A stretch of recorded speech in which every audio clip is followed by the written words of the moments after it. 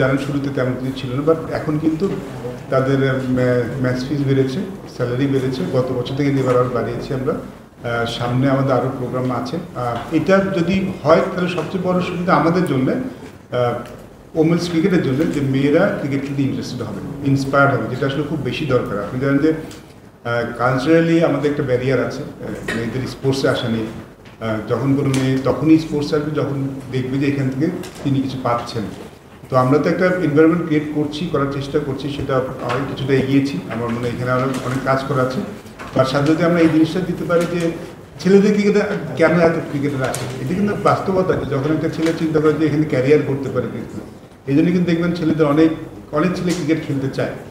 আমরা যখন খেলেছি তখন তো আসলে ওইরকম ব্যাপার ছিল না, তখন যত ছেলে আসতো খেলতে, এখন কিন্তু তার তো অনেক বেশি আসে, বিকজ এখন ক্রিকেট খেলে ক্যারিয়ার করা যায়।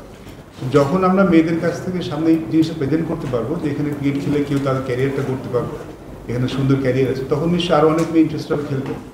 আমাদের আসলে নারী ক্রিকেট আসলে বেশি দরকার এই মুহূর্তে, যে অনেক মেয়ের পার্টিসিপেশন, অনেক মহিলা ক্রিকেটার নিয়ে আসা ক্রিকেটের হচ্ছে।